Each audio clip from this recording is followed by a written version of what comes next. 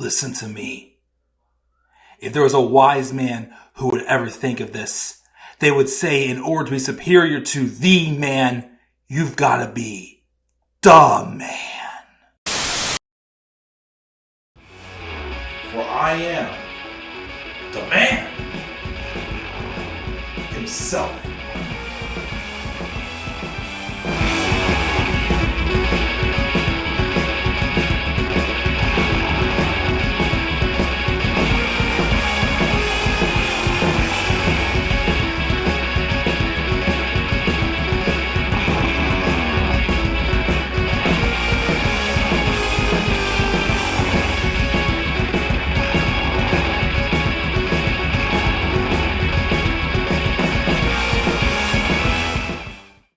Hello all, what is going on and how y'all doing this Saturday late afternoon, almost early evening?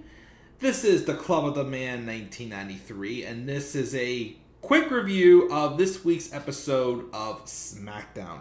The January 12th, 2023 edition of SmackDown that took place last night in Lincoln, Nebraska. I'm going to kind of make this a little quick because, again, I got a lot to do as I do leave tomorrow morning, well, early tomorrow afternoon, for a business trip, which I'll be out all this coming week.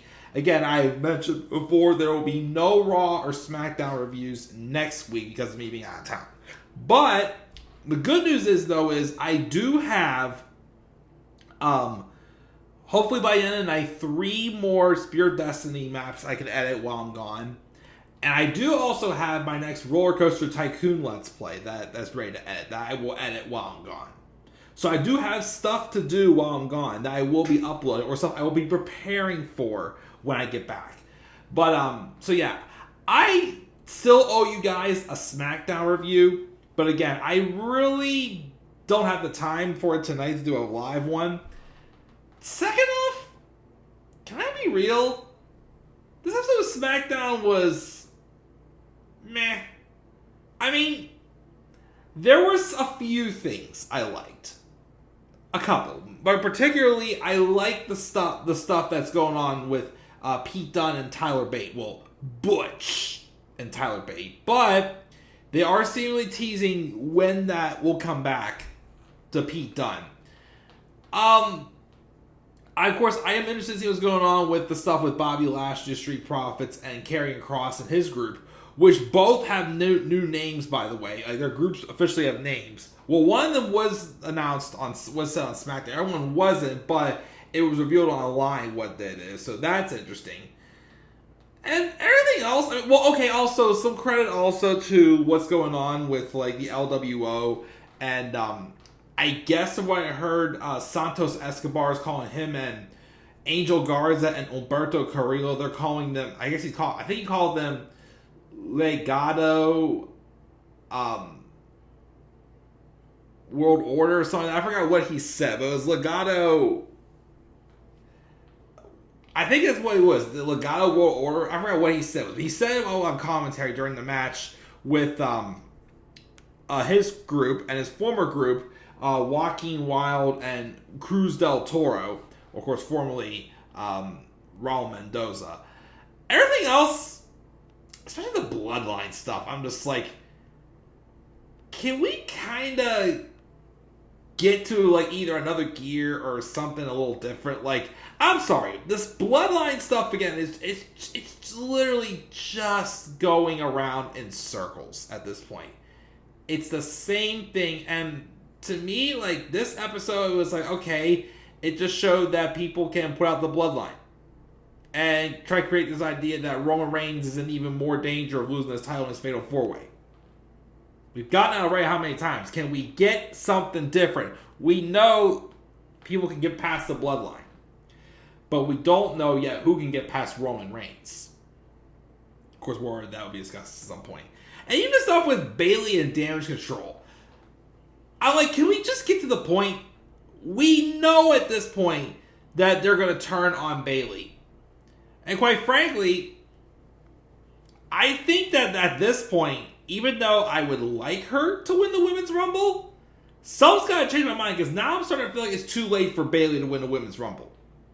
Because at this point, I think the rest of Damage Control would look stupid if they didn't turn on Bayley until after the Royal Rumble. But we'll talk about it. Like I said, I don't have too much time, but I'm going to at least go over this briefly and talk about it from there. The show opened up with Grayson Waller getting ready to have a match against Cameron Grimes. Woo! To the moon. Hasn't gotten his push yet, but I'm sure his push will hopefully be coming soon. But the match didn't happen because we see Jimmy Uso and Solo Sikoa beat down Cameron Grimes because Roman Reigns knows about the Fatal 4-Way. And he said, well, he told Paul Heyman, fix it. So that was the whole story tonight. How will the Bloodline fix this issue with the Fatal 4-Way? Nick Aldis, of course, comes out as a Bloodline man in the ring and send them scampering. But then Paul Heyman is with them and gets on the mic and says that they're not the bad guys here. And Aldis says, so I'm the bad guy for putting Roman Reigns in the Fatal 4-Way? Or is practically guaranteed he'll lose the title? No, the bad guy here is Nick Aldis, which that's what Paul Heyman said. Aldis takes the mic from Heyman and tells him to disabuse himself of the notion that this is a conversation between two equals, because it isn't. The Fatal 4-Way is a done deal, and the Bloodline keep ruining matches, but this is not going to happen again. Because tonight they won't be ruining the main event. They are in the main event, which will be a 6-man tag with AJ Styles, LA Knight, and Randy Orton versus the Bloodlines, Solo Sikoa, Jimmy Uso, and Roman Reigns. And of course, Heyman's story is like, but as you all know, Roman's not here. And Nick's like, you're right. Roman's once again started something he doesn't want to finish. So the Bloodline will have to find a third partner as well. If not, then well, it's just gonna be a handicap match. Of course, the Bloodline aren't happy about this. And Heyman says, there's been a ton of people who have been kissing his tushes, trying to find a way into the Bloodline. So don't worry, he's got this. And then Drew says, yeah, don't worry, we won't worry at all. Yeah, right. Again, we had Angel Garza and Humberto Carillo have a great match together. Like I said, I think Santos is calling this Legado World Order or something like that.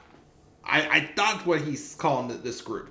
But yeah, great chemistry. Of course, Joaquin Wilde's got a lot more attention ever since he had that crazy height on that one dive on NXT. And of course, Angel Garza and Humberto Carillo have always been awesome talents. They just haven't had a chance to shine. I'm hoping they do right here now. But of course, the odds get evened up though because Carlito made his return. He came out trying to blindside Santos Escobar, but in the midst of chaos, Angel Garza does a roll-up and pins Joaquin Wilde to give Santos Escobar's cronies the win.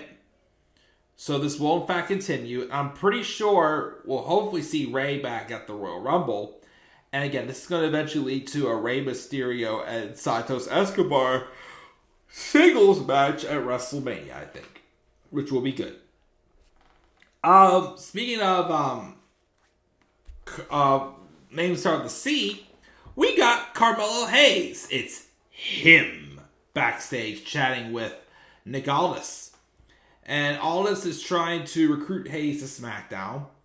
And he almost asks about entering the Rumble when Hayes gets interrupted by Grayson Waller and Austin Theory. Who says, Mel says, based off his history with Waller from NXT apparently, he's sick of him and he has beat him a lot. So he's happy to run it back. Grayson's like, no. And then Austin's like, I'll take this. So that makes that match official. Paul Heyman then tries to recruit Carlito. But then Carlito turns him down saying the only fight he wants is with Santos Escobar. But he's going to take the apple that Heyman was offering him. There was a hype reel for Kevin Owens punching Logan Paul with his cast last week, and Logan Paul responds and says Owens' cast is a liability, and so he says he's not going to allow that to happen at the Rumble. He's going to sue his pants off and cancel the match if he comes to the Rumble with the cast on. Kevin Owens would later respond saying basically that he's inviting Logan Paul onto the Kevin Owens show next week and he'll show up there. We had this segment I was interested in. So Pete Dunne and Tyler Bate were at a coffee shop. Last week, Tyler Bate made his main roster debut and is in fact a member of SmackDown. So he teamed up with, not Pete Dunne. Yeah. He teamed up with Butch, who's in a mood, and he says he wishes he could have tag matches without a partner. And Tyler Bate has mindfulness techniques for him, which makes Butch just want to call this whole thing off. But then Bate tells him that this is their chance to show the world what British Strong Style can do. And Butch has to decide what name he's going to tell the world. Again, still teasing, like this is the same vibes I got when they're teasing Max Dupree going back to L.A. Knight. Yeah! Well, this is a tease for Butch to go back to Pete Dunne, which of course I am more than happy to see happen. It's been a long time coming. Again, they would have done it last year when Triple H took over. But of course, again, not British Bulldogs. I can't think right now. The Brawling Brutes got over. So Triple H said, let's ride this out. But now it's time to be Pete Dunne again. Like I said last week, you gotta run back Tyler Bate versus Pete Dunne at a WrestleMania. Maybe next year's WrestleMania, but it's gotta happen at some point. That is a match of the year candidate that we've seen already, but it also should be, again, in my opinion, a WrestleMania caliber match. I am excited to see where this takes us from. Bianca Belair and Bayley fought for like the 50th time. And Bianca won as always. Anybody else sick of those two fighting? I mean, do they have good chemistry? Yes. We've seen it though happen how many stinking times. And then of course throughout the match, Dakota's still kind of like, riled up for Bayley. But then the rest of Damage Control with like Io, Asuka, and Kairi are just staying off to the side. I think Kairi even like yawned watching this. And like, again, it's so obvious. So obvious they want to turn on Bayley. To the point where I'm kind of like, just do it already. Like, honestly, I still think it should be happening before the Rumble. I really do. Because if it does, I understand the whole story is Bayley wants to win the championship. And then she wants to go to Raw, beat Rhea, and basically have Damage Control get all the titles. With the Kabuki Warriors as well, Asuka and Kairi getting back those women's tag titles. But then it's like, okay, so if they don't turn Damage Control on Bayley before the Rumble, then Bayley win the Rumble would be cool still. But then why would you have Damage Control turn on Bayley after she wins the Rumble?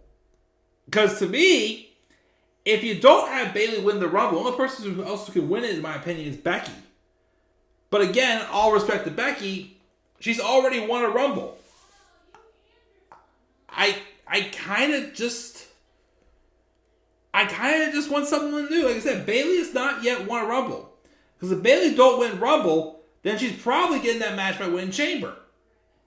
But again, I'd rather have it the opposite way. I don't think Becky Lynch has won a Chamber match yet. I don't think so. But again, either that or I don't know. So, I don't know where this is going. Like I said, to me, it's just starting to take a little too long to get into next year. Instead of seeing us have Bianca versus Bayley happen how many times in a row. And again, it's so obvious they want to turn on Bayley. So just do it already, Jeez whiz. Of course, they had a backstage segment where Dakota says that they didn't want to risk Bayley getting disqualified. And they expected Bayley to be able to do things on her own. Then we have Bobby Lashley and the Street Profits come out, which It was not announced on here, but apparently the group's name is The Pride for Bobby Lashley in the Street Profits. Okay? But basically, they got the mic and address that basically they're ready to fight Karrion, Kross, and his boys. The lights went out, though, and Paul Ellering did come out, but in points to the Tron, where Karrion Kross has a video package following where he names his little group with the Authors of Pain and calls themselves the Final Testament, which that's still intriguing to me. We'll see, of course, where that goes. Paul Heyman rolled up the Pretty Deadly, wanted one of them for the match, but of course they couldn't do just one or the other. They had to be both in the match, but they could because there are two other members. He also tries to recruit Bobby Lashley, but Lashley says the only business he has with the Bloodline is when he's standing opposite of Roman Reigns for that world title. And then we're supposed to have a match with Austin Theory and Carmelo Hayes. The match, unfortunately, though, went into a no contest because I guess they went for a Spanish fly and they didn't hit it right, and I think both got like contusions or something. They're okay, but match got cut off. That kind of blows there. Heyman, though, admits he didn't find anyone in the locker room, and then they basically said that we'll handle this. So they beat down Randy Orton when making his entrance. And then the rest of the match, it starts off with it being 2-on-2 since they beat down Randy Orton, which was LA Knight and AJ Styles, which another reason why I did not believe AJ Styles a full-on heel is he was giving fans a high five. And